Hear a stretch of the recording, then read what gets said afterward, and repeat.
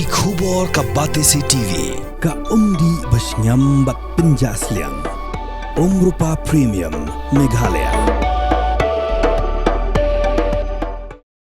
Hak Jingïakren begila pathai kubor Menteri Sorkar Jilla wa poling do ulaong bahag bay day bat ka Lynti rel kumba Menteri rangba ukan red kongkel sangma ulaong ba unia Syllok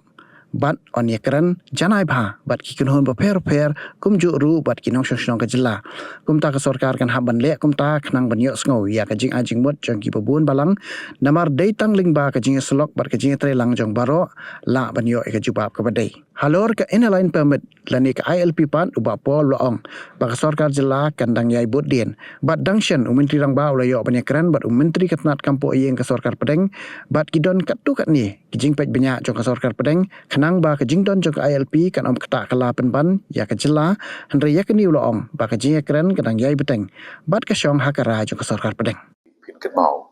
ka la don ka jingya Pdeng jong ka ji kedua prengu Menteri rangba bat ka union government kani kamde ka kam ka ba ka state government dan ka state government kala tang bat pet ngau ndai ka rai ka ba kandu ikede naka Sorkar kami ka Sorkar India ke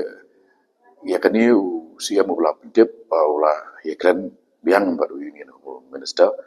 te kidan bon ki reservations na kaliang jong ka union government ya kiba pensebut ho sha la convejo chief minister and ngim pat give up ya kani ka resolution ke jong ka state assembly mangil ledan benda hakistem ki ba khama sharu panon ra kani ka jingdawa but ngin hapan penklan ya kani ka lobby ke jongi kanang ba ngin la ban ko mo ya ka so ra kami ban shime kani ka rai ban introduce ya ka ILP. Well, yesterday itself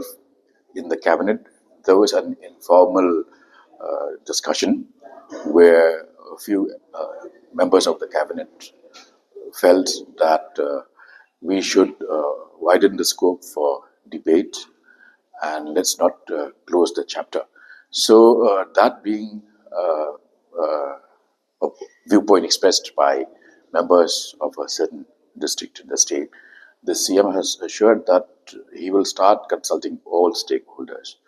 And by all stakeholders, it means those who are against railways, those who are for railways, and those who have not taken a stand. We will need to adopt an approach that is sensitive to the demographic structure of the state, sensitive to our need to forge ahead as a state in terms of our economic activities. And I do not see that is a bad approach. In fact, we should encourage more such debates and interaction because the best ideas would come after such interactions.